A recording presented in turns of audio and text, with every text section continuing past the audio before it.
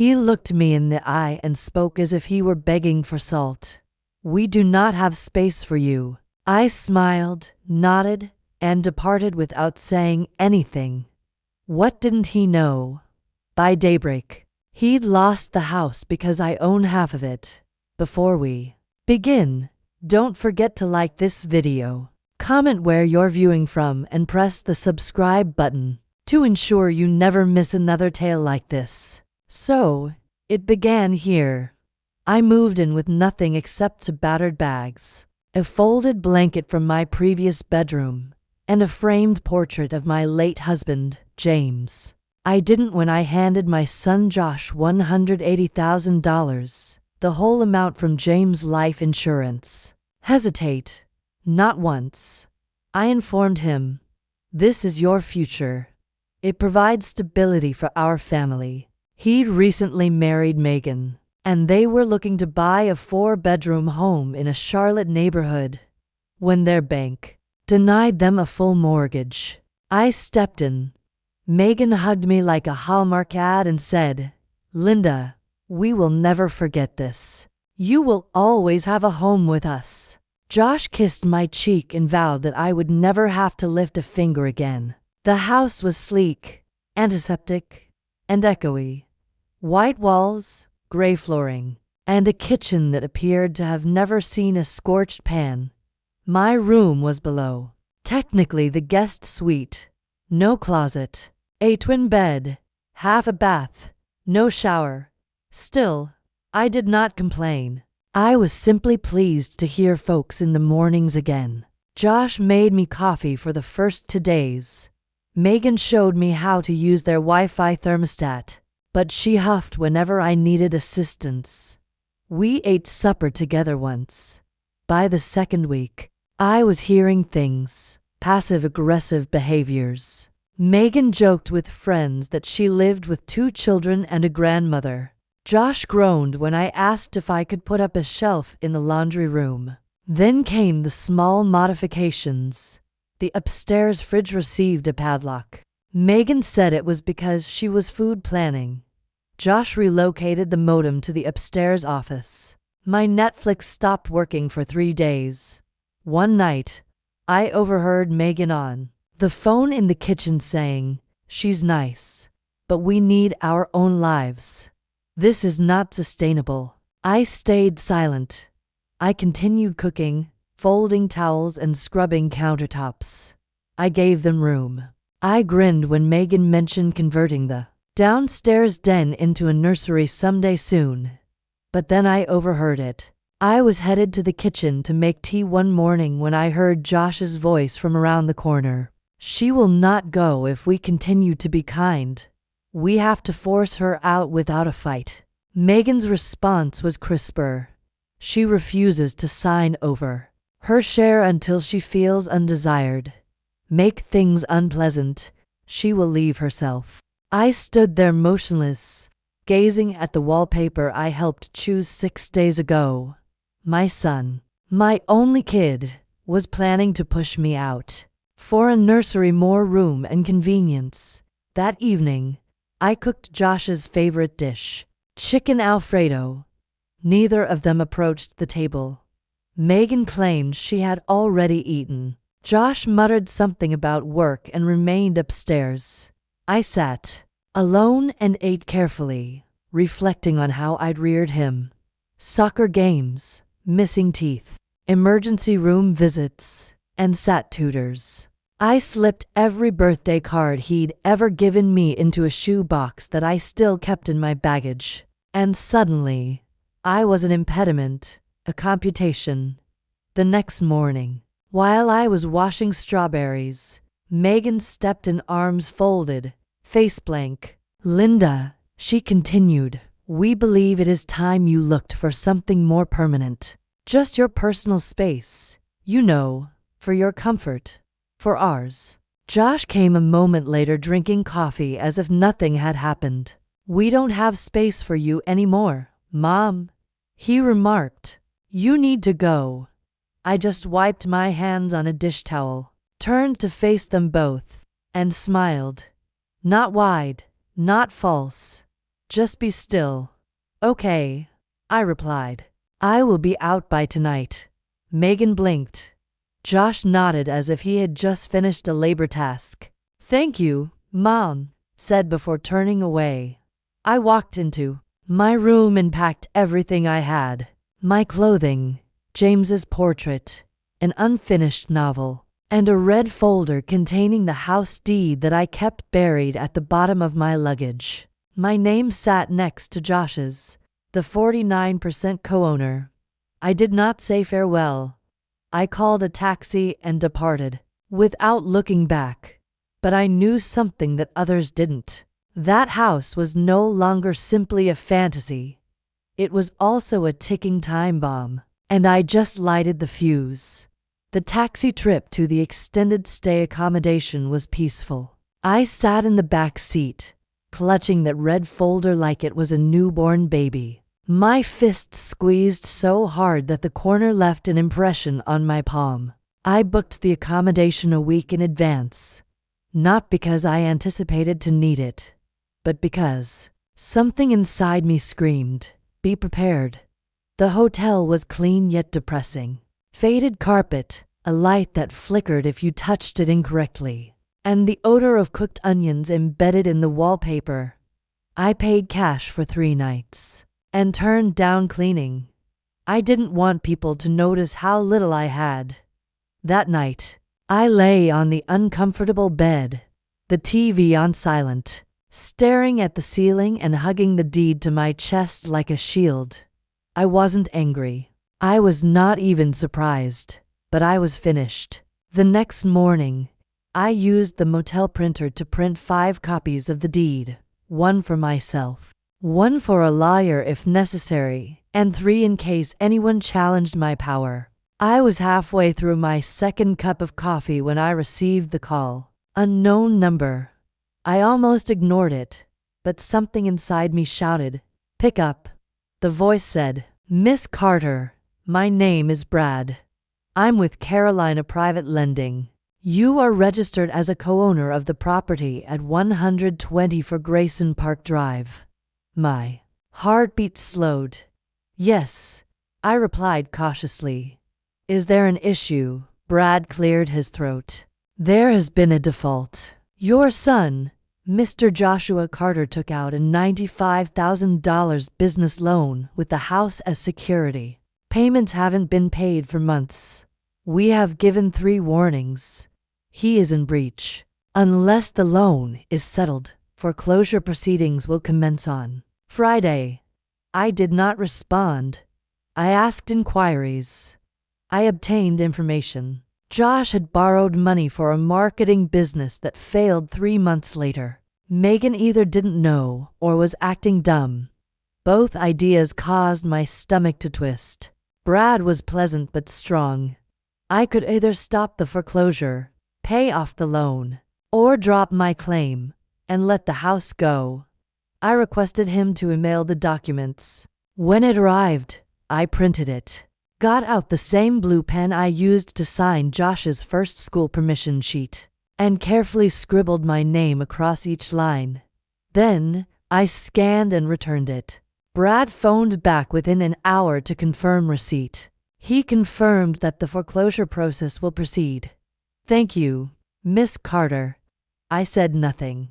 I hung up, switched off my phone, and sat quietly. Josh was going to discover what it felt like to be abandoned without notice. I did not inform anyone. I did not post anything. I didn't cry, contact my sister, or complain to a church group. I simply sat in that hotel room listening to the solitude I had been denied for years. Later that afternoon, I strolled to blocks to a small grocery store to get peanut butter crackers, instant coffee, and a small bottle of wine. That night, I toasted myself, not for retribution or victory, but for finally accepting I would never be regarded as family again. So, I may as well begin treating myself like a person who matters. My phone vibrated at 8 a.m. the next morning with a message from Josh. "Have you canceled anything with the house?" We just received an unusual letter from a lender. I didn't respond. 3 hours later, another text arrived. There's a note on the door. Call me. Nonetheless, I said nothing. Megan attempted at 3:17 p.m. Please. Linda, we are puzzled. Please tell us what's going on. I shut off the phone, not to be nasty, but to be calm. Because if I heard one more phony appeal from the lady who attempted to erase me, I may forget that quiet is often the most lethal weapon of all. The foreclosure notification arrived sooner than planned. Less than 48 hours after I signed the release, the sheriff's office posted a bright orange letter on the front door of 120 for Grayson Park Drive. I didn't see it personally, but I didn't need to. Megan shared a frantic message on the neighborhood Facebook group. Urgent. A scammer is targeting our house. If you are aware of any foreclosure attorneys, please provide their information. The irony caused me to giggle for the first time in days. I sat in my hotel room sipping motel brewed coffee from a paper cup and quietly reading through her public collapse. People flooded. Remarks came from former co-workers, neighbors, and even Josh's college pal, Darren. What happened? Can you help? I thought you were doing so well. Megan reacted to each one like a desperate politician, never actually answering the question, and instead twisting it into nebulous misery. She stated, "We are being betrayed by someone we trusted, someone who should have kept us safe." That's when it transitioned from humor to something darker, because within hours I began receiving texts from folks I had not spoken to in years. My cousin Sharon, a church member, and my late husband's sister. They're all asking the same question, Linda. What is happening? On Megan portrayed it as if I had betrayed them, that I had wrecked their house out of spite. She made no mention of the money I donated the way they forced me out, or the loan Josh obtained without my knowledge. She simply played the victim. And Josh, he doubled down. He captioned an old photo of him and me enjoying ice cream in a parking lot when he was 5 years old. It's hard when the folks who reared you turn against you. No names or tags, just pure manipulation. But I knew exactly who it was for. The families, the mutuals, the individuals on the periphery of the tale who would fill in the gaps with their own guilt, shame, and assumptions. I was being deleted in real time. I considered defending myself by sharing the deed evidence of loan and texts. But then I recalled what my father said. Do not attack those who are rolling in the mud. You will simply get dirty, but they will appreciate it. So, I remained silent till the call came. Officer Reeves from the sheriff's department was pleasant. He said that it was only a courtesy call to Miss Carter. There will be a formal lockout at the Grayson Park location this Friday at 10 a.m. You do not need to be present because you have already signed off, but we wanted to alert you as a listed party. I thanked him. I didn't ask for more information, but that night I was unable to sleep. I kept visualizing it. Josh stumbled to the door in sweats. Megan weeping on the porch, their belongings in rubbish bags on the yard. I still didn't feel satisfied, only stillness. They had chosen this every step of the way. Friday arrived and I did not go anyplace.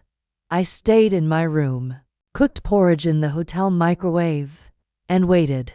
At 10:42 a.m., my phone vibrated. There is no caller ID, only voicemail. I listened once and again.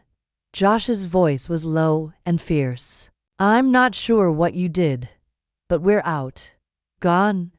You have damaged us, Mom. I hope you are happy. That was it. No apologies, no regrets, only blame. They planted themselves as if I had tripped a wire.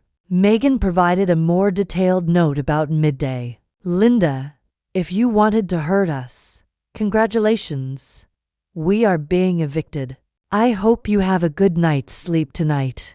You have wrecked your family. That word "you're" stuck to me all day, as if it weren't also theirs. As if I had no right to walk away from individuals who treated me like a tool. I turned off the phone, went to the corner store, and purchased a notepad. On the opening page, I stated that they had lost everything. I discovered my silence. I sat down on the hotel bed, switched to a new page, and continued writing. They did not stay silent for a long time. Megan shared a detailed explanation on Instagram 2 days after the lockout ended. 10 slides, pastel backdrop, cursive text overlay. Captioned, "When family betrays you." Each frame conveyed a carefully produced version of the truth. They had opened their house out of love and kindness, taking in a mourning elderly parent, only to be caught off guard by legal deceit and deception. She called it older abuse. The remarks were savage. Dozens of strangers piled on. Some adults just wished to dominate their children indefinitely. This is why borders matter. Megan, you're so strong. Sending love. I kept scrolling till I saw Josh's reply. You accomplished everything correctly. You preserved our future. She chose annihilation. I looked at that one for a long time. Not because I was upset, but because I couldn't believe he could lie so casually. He used to cry every time I chastised him for breaking a plate.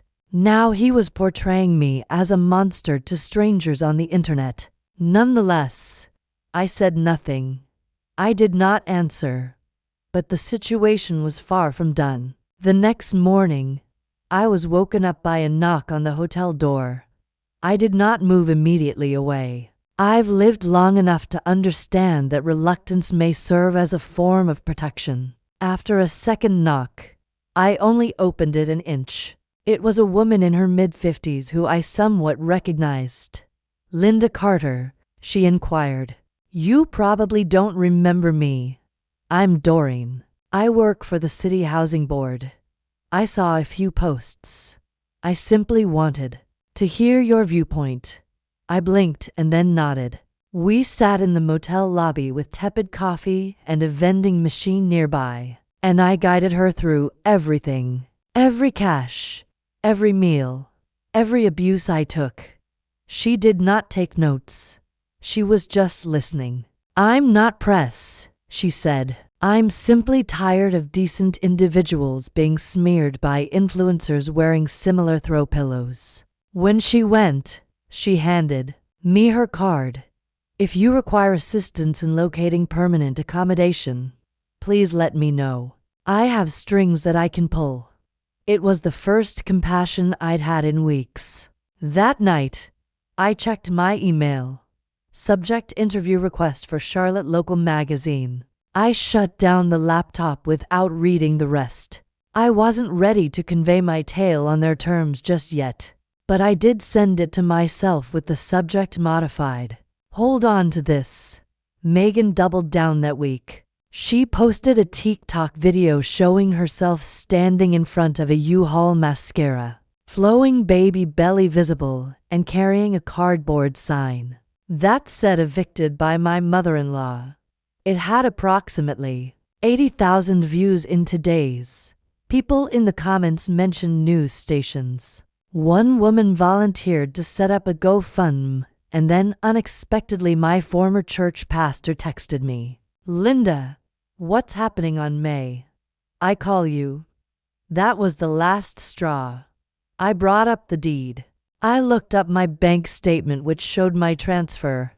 I opened the email from Brad confirming foreclosure. I took screenshots of Megan's text. "We can now start planning the nursery when she leaves." Then I emailed it all to the pastor, my relatives, and the church women group chat where Megan had yet to leave. I did not offer any remark, only proof. 5 minutes later, my niece said, "Oh, so she lied to everyone." Then came quiet. Nobody protected her. Nobody uttered a thing, but I knew they had seen it. I knew the thread was broken. Later that night, I received a fresh message. It came from Josh. Kindly call me. Simply chat to me. 10 minutes later, I realized things had become awful. But you're still my mother. I didn't respond, not because I disliked him, but because some bridges do not burn all at once. Some shatter piece by piece if someone you care about thinks you're expendable. I gazed at the phone for a long time before locking it and placing it in the drawer. Then I lay down on the hotel bed and muttered into the stillness, "Still your mother, but not your fool." For the first time, I slept for 8 hours without waking up once. It began with a bunch of flowers, white lies, Josh used to come home from the grocery store as a teenager attempting to apologize for denting the car or failing a quiz. They were sitting outside the motel door in a cheap glass vase with a message saying, "Let's talk, please." No name, just that I did not touch them. I didn't bring them inside. I left them there overnight, and by morning they'd begun to droop. The front desk staff inquired whether I wanted them. Tossed, and I said, yes. That afternoon, Josh turned up unexpectedly, knocking on the door at 2 p.m., and said, "Mom, it's me. Can we speak?" I gazed at him through the peephole for several minutes. He looked exhausted and pale, as if he had not slept exactly like me. Against my better judgment, I opened the door slightly. I said, 5 minutes. He nodded like a youngster, offered a second opportunity. We sat at opposite sides of the little round table near the window, and I watched him attempt to decide which version of himself to be. Finally, he decided on quiet and sorrowful. I botched up. He admitted, "I am aware of this. I should have notified you about the loan. I should not have allowed Megan speak to you like way. I just panicked." I said nothing, just waited. "She's pregnant," he said as if that explained everything. "We were afraid." I stared at him then, really looked, and for a little moment, I saw the youngster who used to cry whenever I went for night shifts. But he wasn't the same boy anymore. He was the one who had kicked me out of my own investment and portrayed me as the villain online. "I didn't come to quarrel," he explained. "Just I was wondering whether you were willing to sign a paper. Nothing major, just something to help us haggle with the lender and get back on track." That was the moment my stomach shouted. He had not altered. He had not come for peace. He came because he still saw me as a lever he might use when things became desperate. "Show me." I responded. He paused. Then she took out a manila folder and handed me the document. I read it once and again. It wasn't simply a permission document. It was a partial power of attorney veiled in legal jargon that would allow him limited access to oversee the foreclosure procedures, which included bank accounts and my retirement money. I placed the paper down. "Get out," I replied. He blinked, "Mom, out." He stood carefully as if he believed he might save the moment. Add one more line. "We're going to lose the baby's future mother." I stared him dead in the eyes. "You already did." He went without saying anything else.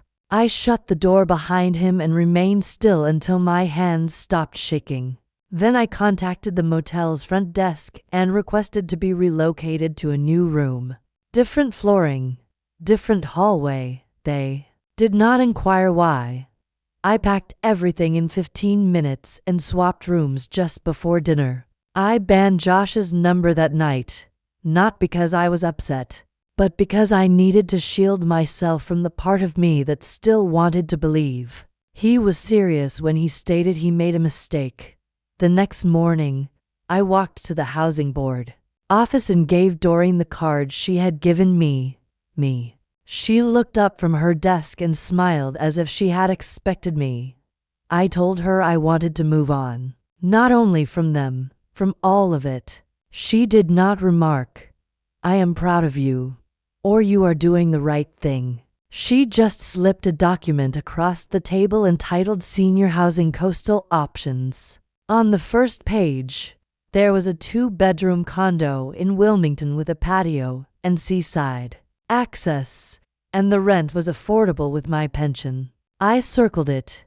His one I mentioned that evening. I received one final email, this time from Megan. No emojis, no hashtags. I just sent a quick honest message saying, "I'm not sure what we should do now. We've got nothing. I know you despise me, but think of the baby." I looked at the computer for quite some time, feeling the heat of those words press into my rib cage. Then I shut down the laptop, got myself a cup of tea, and watched the sunset behind the motel parking lot. I didn't respond. Not yet, because what I had planned next was not a reaction. It was a reckoning. 3 days had passed with no news. Then at 7:42 p.m. on Sunday, there came a knock. I was wearing PJ bottoms and halfway through a cup of peppermint. I peeked through the peephole and saw her. Megan. Her hair was messier than normal, and she was clutching a bundled-up newborn in a soft pink blanket with a diaper bag thrown over her shoulder as a peace gift. I did not open the door. "Linda," she called quietly. "I am not here to fight. I simply don't know what to do now. Josh is unraveling. We were booted out of the rental we found. They said we failed a credit check. Please, can I come inside?" I cracked the door about to in. Her makeup was smeared and her eyes were red. I noticed the baby was a girl as she moved slightly and let out a small distressed squeak. Megan rocked her softly. "Her name is Emily," she whispered. "She's yours, too. Do not shut us out." That portion impacted me more than intended. I didn't know the baby's name. I had not wanted to. I opened the door to allow her in. She took a hesitant step inside, as if she were a guest unfamiliar with the rules. She looked around the little room with a weary smile. "You still prefer it chilly in here, huh?" I did not react. She sat cautiously on the side of the hotel bed, softly bouncing. "Emily, we really botched up," she said. "I spoke things that I did not mean. We were stressed and terrified." I nodded, not to forgive her, but to encourage her to continue talking. "Josh is too proud to confess it," she explained. "But he is drowning. We both are. Our bank accounts are frozen. We owe more over 10 grand in late fees and penalties. Our phones are on borrowed time. And I'm not sure where we go from here." I observed her the entire time. I watched her lower lip tremble. I saw her blinking too quickly when she mentioned how lonely it was to be in a moving world. Proceed without them. Then I spotted it. The brand tag is still hanging from the diaper bag. I leaned closer and noticed the logo, Posh Baby. I recognized the designer label from a catalog in the hotel lobby. "What is the retail price?" "More than $900. That is new," I remarked, pointing. Megan paused. "It was a present," she remarked too abruptly. "From a pal." I said nothing. I rose up slowly and headed to the window. From there, I could see a rented car idling on the curb. A black SUV. Not inexpensive, not broken down, not desperate. "You came here to acquire something," I explained. She flinched. "I came here to beg for assistance." "No," I corrected. "You came to film something." I turned around quickly. "Where is it?" She stood up. "What exactly are you talking about?" "Your phone. Your purse. Whatever it is. I noticed it in the bag's side pocket as you sat down. You are recording this." Her lips separated. Then it was closed. We merely wanted confirmation. She explained gently. In case you attempted to manipulate things. I gazed at her for what seemed like a whole minute. Get out, I replied. Linda, now I opened the door. Take the gift shop baby bag with you. She did not move, so I walked forward. I've never been closer. To her in anger. Let's be clear, Megan. I am not your plot. I am not your villain. And I definitely am not your ATM. Leave my room before I call the cops. She softly lifted up Emily, holding her close. She's your grandchild. No, I said she is. Your child. Raise her better than you treat others. Megan walked out, her back rigid. She walked to the car and stepped inside. They drove away within seconds. I closed and shut the door, then sat still on the bed for a long time. My hands were trembling. Again. But it was not dread.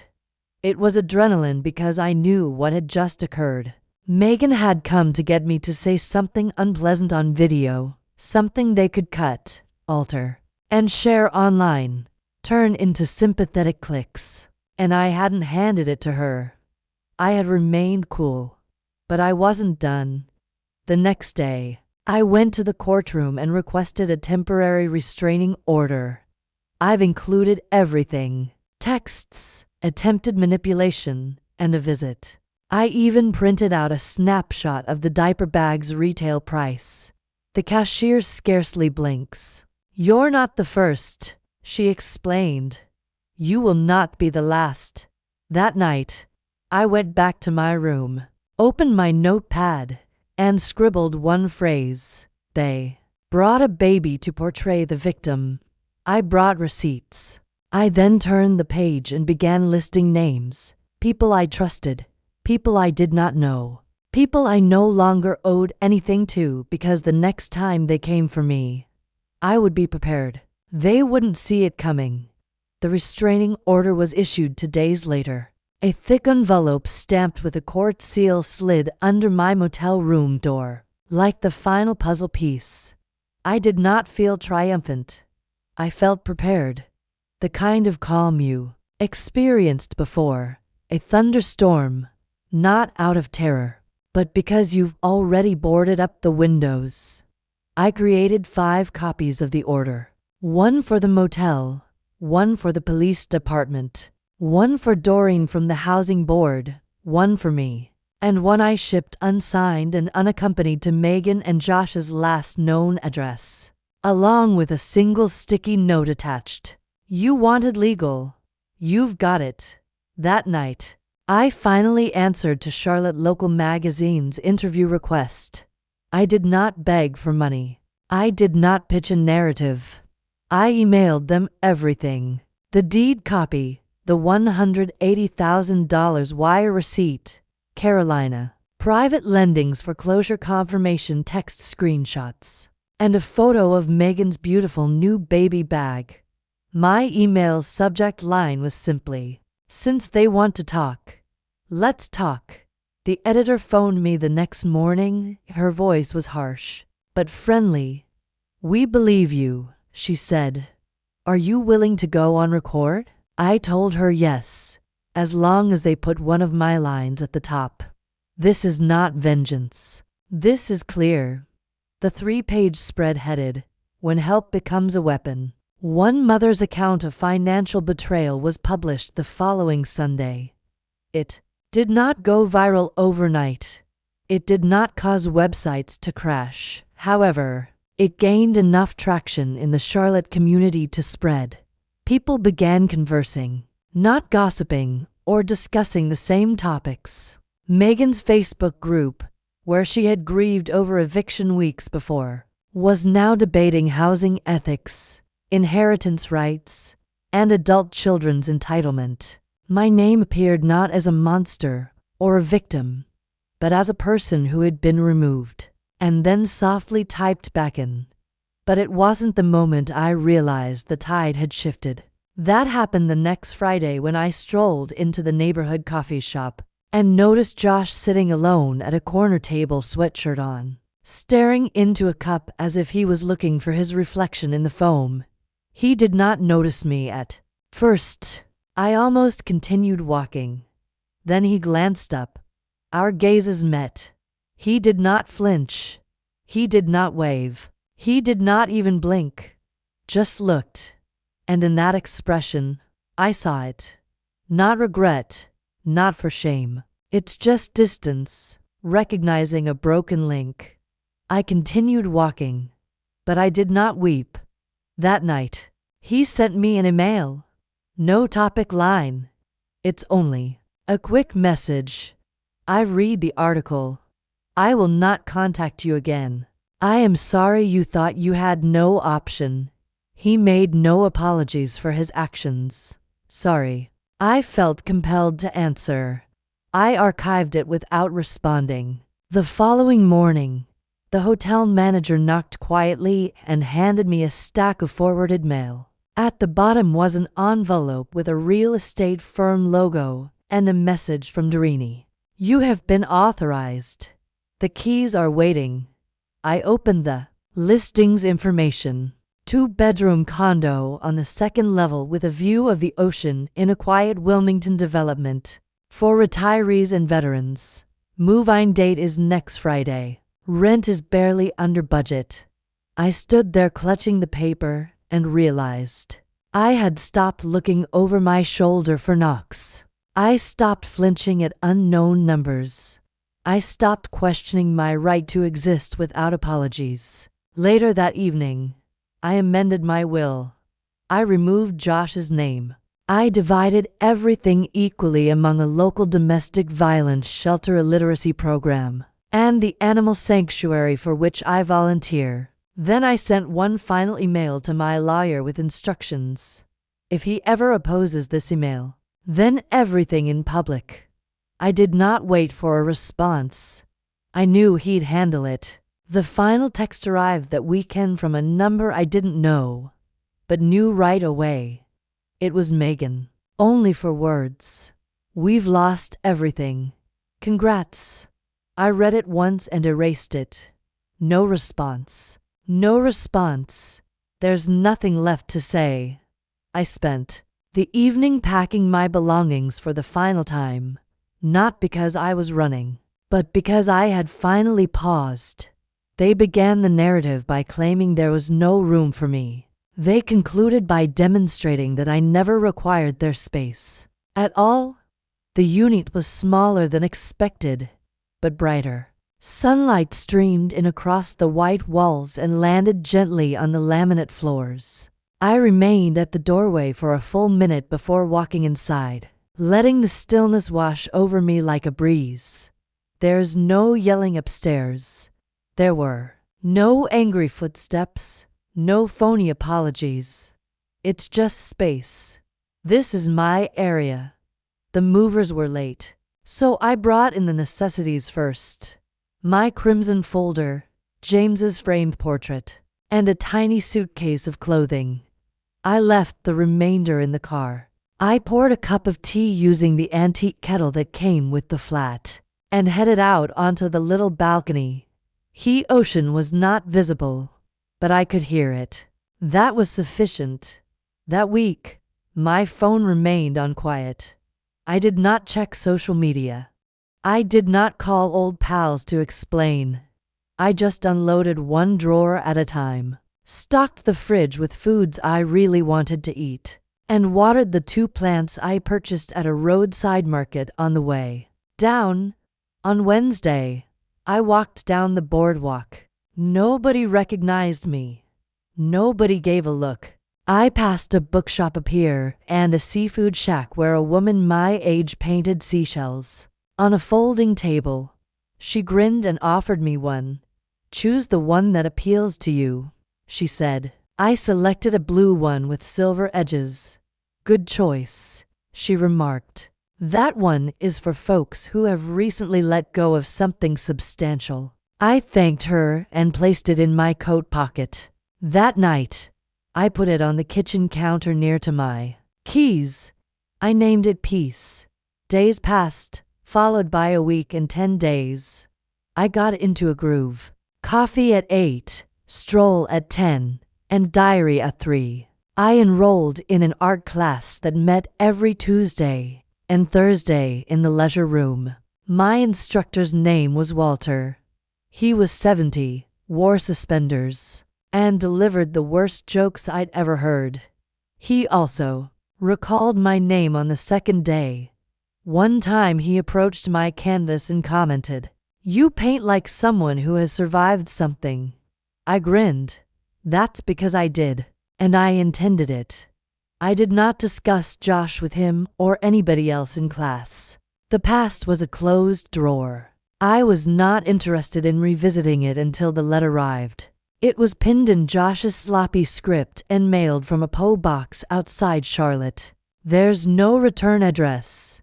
Inside, there were 4 lines. I know I can't undo what I've done.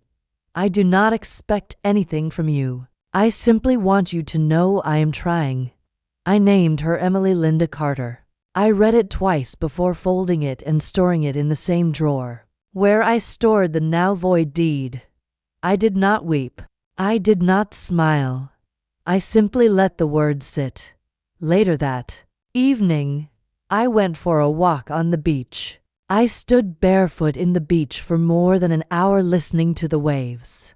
I remembered the girl named after me, the guy who used to be my son, and the youngster who once brought me flowers from a neighbor's yard and sobbed when I told him they were stolen.